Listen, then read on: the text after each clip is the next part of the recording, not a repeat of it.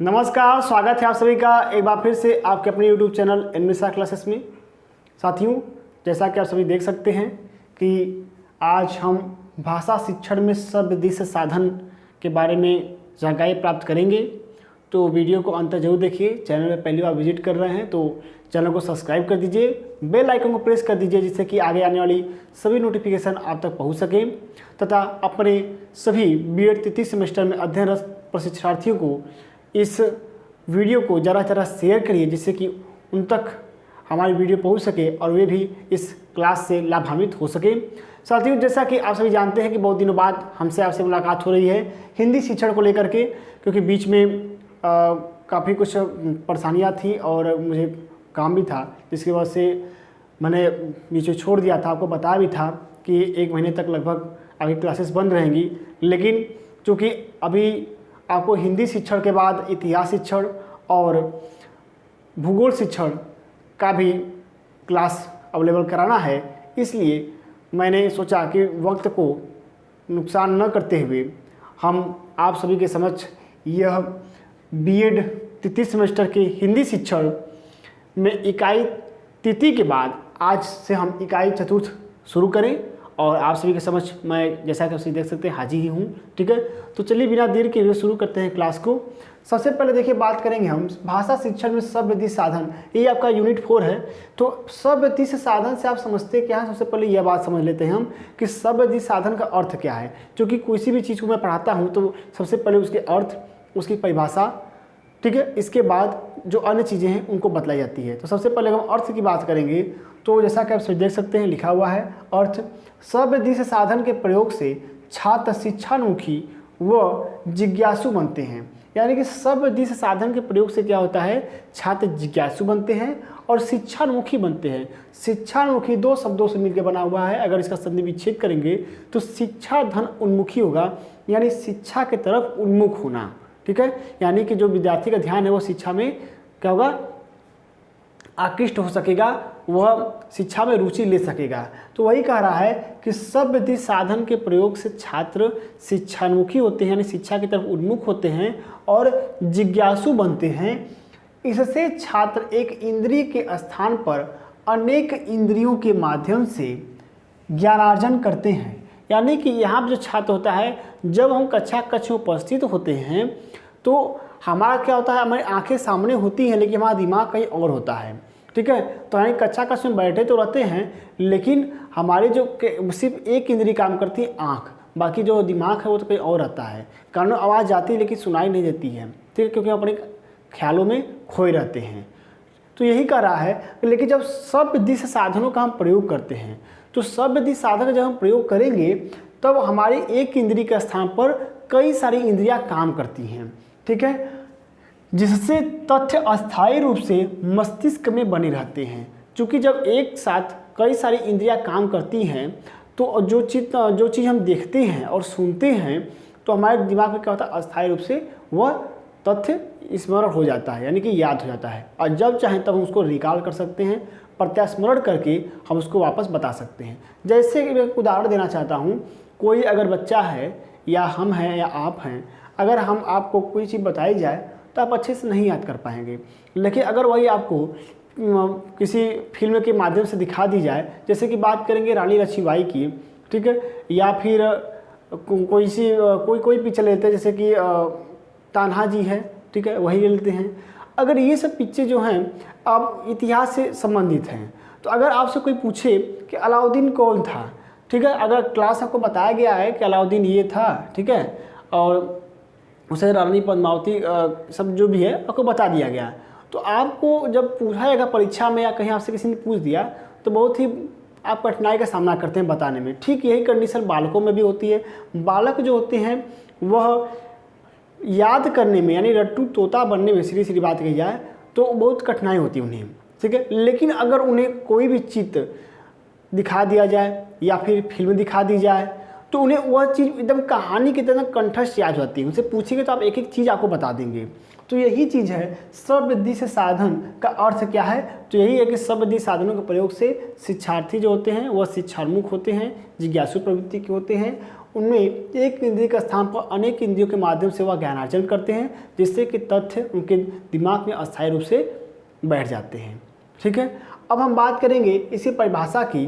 तो शब्द साधन की परिभाषा क्रो एंड क्रो ने दिया है, और शिक्षा शब्दकोश के अनुसार 2 परिभाषा हमने लिखा हुआ है, जो कि आपके परीक्षा की दृष्टि से बहुत ही उपयोगी और सरल भाषा में है। तो सबसे पहले अगर हम बात करें तो क्रो एंड क्रो के अनुसार कौन सी परिभाषा है। ठीक है, देखिए इन्होंने परिभाषा दिया है कि शब्द उपकरण सीखने वाले को व्यक्तियों, घटनाओं, वस्तुओं के कारण तथा प्रभाव संबंधी प्रातिनिधिक अनुभवों से लाभ उठाने का अवसर देता है। इन्होंने कहा क्रो एंड क्रो ने कि शब्द उपकरण जो होता है वह जो व्यक्ति सीखता है उसको किसी व्यक्ति से, किसी घटना से, किसी वस्तु के कारण से तथा उसके प्रभाव से, ये जो संबंधित तथ्य होते हैं, जो अनुभव होते हैं, उनसे यह लाभ उठाने का अवसर देता है शब्द साधन। यह परिभाषा दी थी क्रो एंड क्रो ने। एक परिभाषा दूसरी देखते हैं हम शिक्षा शब्दकोश के अनुसार। शिक्षा शब्दकोश के अनुसार परिभाषा है शब्द साधनों के लिए, थोड़ी आसान भाषा में देखेंगे। दृश्य शब्द उपकरण वह युक्ति है जिसके द्वारा अधिगम प्रक्रिया दृष्टि और अनुभूति के माध्यम से अग्रसरित या प्रोत्साहित हो सकती है। इन शिक्षा शब्दकोश के अनुसार कि शब्द उपकरण वह युक्ति है जिसके द्वारा अधिगम प्रक्रिया जो लर्निंग प्रोसेस है वह अधिगम प्रक्रिया दृष्टि, चूँकि शब्द में क्या करते हैं, सुनते हैं, और दृश्य में देखते हैं। तो जब देखते हैं तो इसमें किसका यूज होगा, दृष्टि का उपयोग होगा। ठीक है, और अनुभूति, हम सुन करके उसका अनुभूति करते हैं, यानी कि हम महसूस करते हैं कि हाँ ये चीज़ ऐसा हुआ होगा। जैसे कि हम बात करते हैं कि उस एक्सीडेंट में उसका उंगली कट गई, तो हम अनुभूति करते हैं कि हाँ उसको उंगली कटने में कितना दर्द हुआ होगा। ठीक है, तो यही कह रहे हैं कि शिक्षा शब्दकोश के अनुसार दृश्य शब्द उपकरण वह युक्ति है जिसके द्वारा अधिगम प्रक्रिया दृष्टि और अनुभूति के माध्यम से क्या होती है, अग्रसरित होती है। यानी शिक्षा की प्रक्रिया क्या होती है, आगे बढ़ती है। अग्रसरित का अर्थ है आगे बढ़ती है या फिर प्रोत्साहित हो सकती है। यानी कि बालक शिक्षा प्राप्त करने हेतु तो और भी क्या होता है, प्रोत्साहित होता है और भी वह सीखने का प्रयास करता है। तो कुल मिला के इन दोनों की परिभाषाओं का कहने का अर्थ यह है कि जिस सामग्री का प्रयोग शिक्षण को प्रभावशाली बनाने के लिए करते हैं तथा विद्यार्थी उसे देखकर, सुनकर, प्रयोग करके सीखते हैं, शिक्षण सहायक सामग्री कहलाता है। यानी शिक्षण सहायक सामग्री किसे कहते हैं, जिस सामग्री का प्रयोग शिक्षण को प्रभावशाली बनाने में करता है तथा विद्यार्थी जो होते हैं उसको देख करके, उसको सुन करके तथा उसको प्रयोग करके अपने अनुभव में वृद्धि करते हैं, यानी कि सीखते हैं, उसे हम शिक्षण सहायक सामग्री कहते हैं। ठीक है, यानी कि शब्द साधन। ठीक है, शब्द साधन अब कहते किसे हैं, अब या तो आप जान गए हैं, परिभाषा भी देख लिया आपने, अर्थ भी देख लिया, और शिक्षण सहायक सामग्री के अंतर्गत ही शब्द साधन आता है। ठीक है, शिक्षण सहायक सामग्री जैसे कि टीचिंग लर्निंग मटेरियल्स को बोलते हैं हम। ठीक है, यह क्या होता है कि यह सीखने में सहायता करता है। तो प्रश्न आता है कि शिक्षण सहायक सामग्री, टेट में अक्सर प्रश्न आते हैं कि शिक्षण सहायक सामग्री कौन सी नहीं है, या कौन सा साधन शब्द साधन है, कौन सा साधन दृश्य साधन है, या कौन सा शब्द दृश्य साधन है। तो सबसे पहले मैं आपको बता देना चाहता हूँ कि शब्द दृश्य साधन है क्या, क्योंकि बातें इतनी हो गई लेकिन अभी जो लिखा हुआ उसके अंतर्गत बातें हुई हैं। अब मैं व्यक्तिगत रूप से आपसे बात करना चाहता हूँ। देखिए, सबसे पहले बात करेंगे शब्द साधन कहते किसे हैं। शब्द मतलब वह साधन जो कि शिक्षण सहायक सामग्री का कार्य करे, शिक्षण सहायक सामग्री का कार्य करे, यानी कि टीएलएम काम करे, टीचिंग लर्निंग मटेरियल का काम करे। ठीक है, वह साधन जो कि सुना जा सके और उसके द्वारा शिक्षण सहायक सामग्री में एक योगदान मिले, उसे बोलते हैं शब्द साधन। दृश्य साधन क्या होता है, दृश्य साधन वह होता है जिसे देख करके शिक्षा की प्रक्रिया और अधिक सुचारू रूप से, व्यवस्थित ढंग से तथा आसानी से बच्चे को अधिगम कराया जा सके, वह होता है दृश्य साधन। अब श्रव्य साधन में क्या आएगा, देखिए श्रव्य साधन में आएगा वह साधन जिसे कि हम सुन सकते हैं, जैसे कि रेडियो है, टेप रिकॉर्डर है, ये आएंगे श्रव्य साधन में। हम बालक को रेडियो कक्षा में अगर उसे कविता याद नहीं हो रही है तो रेडियो में बजा करके उसे सुना करके याद करा सकते हैं। चूँकि बच्चे सुनने से जैसे गाना होता है याद कर लेते हैं, उस तक कविता भी याद कर सकते हैं, श्लोक याद कर सकते हैं सुन सुन के। उसके बाद है दृश्य साधन। क्या होता है दृश्य साधन का मतलब है वह साधन जिसे कि बालक देख सकता है। जैसे कि कोई भी जैसे ग्लोब हो गया तो ग्लोब दृश्य साधन के अंतर्गत आएगा कि बालक इसे देख सकता है। या फिर कोई भी फिल्म आ गई जिसमें कि आवाज़ न हो तो वह भी दृश्य साधन के अंतर्गत आएगी। अब आता है श्रव्य दृश्य साधन जो कि सुनाई भी दे सके और दिखा भी दे सके। जैसे कि शिक्षक खुद एक श्रव्य दृश्य साधन होता है। यह परीक्षा पूछा जा चुका है कि शिक्षक है श्रव्य साधन, दृश्य साधन या श्रव्य दृश्य साधन। तो शिक्षक श्रव्य दृश्य साधन दोनों है, क्योंकि सुनाई भी देता है और दिखाई भी देता है। जैसे मैं हूँ, आपको दिखाई दे रहा हूँ, मेरी आवाज़ आपको सुनाई दे रही है, तो यही है श्रव्य दृश्य साधन। ठीक है, यानी कि वह साधन जिसको कि शिक्षण सहायक सामग्री के रूप में उपयोग किया जा सके, जो दिखाई भी दे और सुनाई भी दे, वही होता है श्रव्य दृश्य साधन। अब हम बात करेंगे कि श्रव्य दृश्य साधन के उद्देश्य क्या होते हैं। तो अगर स्क्रीनशॉट लेना चाहते हैं तो ले सकते हैं। ठीक है, फिर इसको हम इरेज करेंगे। ठीक है, शिक्षण में दृश्य श्रव्य सामग्री के उद्देश्य की अगर हम बात करें तो देखिए इसके उद्देश्य हमने यहाँ पे लिखे हुए हैं, कुल 9 उद्देश्य हैं। ठीक है, इन 9 उद्देश्यों के हम बारे में आपको एक एक करके चर्चा करेंगे। सबसे पहला है विद्यार्थियों का ध्यान विषय वस्तु पर केंद्रित करना। यानी कि शिक्षण में जो श्रव्य दृश्य साधन होते हैं, इनका पहला उद्देश्य है कि विषय वस्तु पर बालकों का ध्यान केंद्रित करना। केंद्रित करने का अर्थ ये है, चूँकि अगर हम पढ़ा रहे हैं, शिक्षक कक्ष में शिक्षण कार्य कर रहा है, तो विद्यार्थियों का ध्यान इधर उधर भटकता है, वो इधर उधर देखते हैं, सोचते हैं।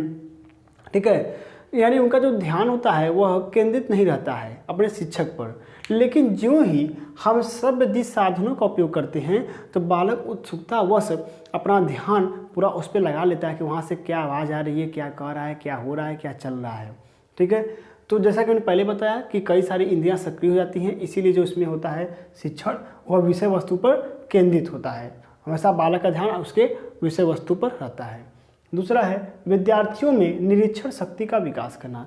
निरीक्षण शक्ति का मतलब यह है ऑब्जर्वेशन, यानी कि जो बालक होता है वह निरीक्षण शक्ति का अपना विकास करता है। यानी कि जैसे कि यहाँ पर मान लीजिए हमने फिल्म लगा दी, प्रोजेक्टर के माध्यम से यहाँ पे चल रहा है, तो वह निरीक्षण करेगा कि यहाँ कैसे क्या हो रहा है, कैसे क्या हो रहा है, यहाँ पे क्या त्रुटियाँ हैं, क्या सही होना चाहिए था।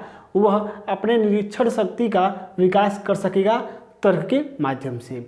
आगे है विषय के प्रति रुचि उत्पन्न करना। चूँकि कुछ विषय अरुचिकर होते हैं, बालों को पसंद नहीं आते हैं, लेकिन जब हम श्रव्य दृश्य साधनों का उपयोग उसमें कर देते हैं तो बच्चा थोड़ा इंटरेस्ट लेने लगता है और उस विषय में उसको रुचि हो जाती है। अगला है हमारा विषय वस्तु को सार्थक व ग्रहण करने के योग्य बनाना। ग्रहण करने के योग्य बनाने से मतलब यह है कि कुछ विषय ऐसे होते हैं जो बालक पढ़ना नहीं चाहता है, क्योंकि उसमें कठिन शब्द होते हैं, कठिन तथ्य भरे होते हैं। लेकिन जब हम श्रव्य दृश्य साधनों का या दृश्य सामग्री का उपयोग करते हैं तो उस विषय वस्तु को सार्थक रूप में और हम ग्रहण करने के योग्य बना देते हैं, जिससे कि बालक अधिगम कर सकता है, कठिन शब्दों को भी एक्सप्लेन कर सकते हैं हम दृश्य श्रव्य साधनों के द्वारा। आगे है विद्यार्थियों के अर्जित ज्ञान को अस्थायी बनाना। चूँकि हमने बताया कि देखने से और सुनने से चीज़ें अस्थायी हो जाती हैं और तथ्य हमेशा याद रहते हैं, जिन्हें हम कभी प्रत्यास्मरण करके याद कर सकते हैं। ठीक है, बता सकते हैं। आगे है अमूर्त अवधारणा को मूर्त उदाहरण के माध्यम से प्रस्तुत करना। चूँकि आपने पढ़ा कि रानी लक्ष्मीबाई वीरांगना थी, वो अंग्रेजों से लड़ाई की, ऐसे ऐसे हुआ था, लेकिन आपने सिर्फ पढ़ा है। लेकिन जब आप ये क्या है, ये अमूर्त चीज़ है, आपने देखा नहीं, आपने सिर्फ पढ़ा हुआ है। लेकिन जब उसको आप देखेंगे दृश्य सब साधनों के द्वारा तो क्या होगा, उसे आप अच्छे तरीके से समझ पाएंगे, अपनी भाषा में व्यक्त कर सकेंगे, अभिव्यक्ति की क्षमता भी आपकी बढ़ेगी। तो जो बालक होता है सेम टू सेम बालक की भी यही कंडीशन होती है। बालक भी जब किसी भी अमूर्त चीज़ को पढ़ता है और उसे अगर देख लेता है अमूर्त रूप से उदाहरण के माध्यम से, तो उसे वह जो ज्ञान होता है वो उसका अस्थायी हो जाता है और उसे अभिव्यक्ति भी अच्छे से अपनी भाषा में कर सकता है। आगे है विद्यार्थियों की श्रव्य एवं दृश्य इंद्रियों को प्रशिक्षित करना। चूँकि देश सब सामग्री का उद्देश्य बहुउद्देशीय है, ठीक है, इसका उद्देश्य बहुत सारा होता है। तो इसमें हमारा है 7वां कि विद्यार्थियों की सर्व दिश इंद्रियों को प्रशिक्षित करना। चूँकि सुनने की क्षमता किसी की कम होती है, किसी की देखने की क्षमता कम होती है, किसी का ध्यान भटकता है। तो जब हम देश सब सामग्री का प्रयोग करते हैं शिक्षण में, तो इनका भी क्या होता है, प्रशिक्षण होता है, इन इंद्रियों का भी प्रशिक्षण साथ साथ में हो जाता है, ठीक है। आगे देखेंगे विद्यार्थियों में तर्क व चिंतन शक्ति का विकास करना। चूँकि जब हम चीज़ देखेंगे सुनेंगे तो हमारे मन में तर्क भी आएगा कि ऐसा क्यों हुआ, यहाँ पे ऐसा भी हो सकता था, ठीक है। कई सारे विचार मन में आते हैं। जैसे कि आप कोई पिक्चर ही देख के आ रहे हैं थिएटर से बाहर, जब आते हैं तो आपके मन में ऐसा होता है कि अगर ये हीरो न मरा होता लास्ट में तो पिक्चर कुछ ऐसे हो सकती थी, या इसका अंत ऐसे कहना चाहिए था। तो ऐसे ही छात्राओं के मन में तर्क व चिंतन शक्ति का विकास करना भी शिक्षण सहायक सामग्री में दृश्य शब्द साधनों का उद्देश्य है। आगे देखेंगे शिक्षण को आकर्षक, रोचक व प्रभावशील बनाना। देखिए, शिक्षण को आकर्षक, रोचक व प्रभावशील बनाने का अर्थ यह है कि जो भी शिक्षण कार्य किया जाए वह बच्चों को आकर्षित करने वाला हो, ठीक है, रोचक हो और प्रभावशाली हो, यानी कि उस प्रकार प्रभाव पड़े बालकों के ऊपर। तो ये सब आपके शिक्षण सामग्री में जो आपके दृश्य शब्द सामग्री आती है उसके उद्देश्य हो गए। अब हम आगे वाली क्लास में शब्द दृश्य साधनों के बारे में पढ़ेंगे, ठीक है। आप अगर स्क्रीनशॉट लाना चाहते हैं तो स्क्रीनशॉट ले सकते हैं। इसके बाद हम आगे यूनिट 4 लगभग आपके अंत में ही है, इसके बाद हम इतिहास शिक्षण शुरू करेंगे, ठीक है। तो स्क्रीनशॉट हो गया होगा। इसी के साथ मैं नितीश मिश्रा आप सभी से विदा लेता हूँ। धन्यवाद।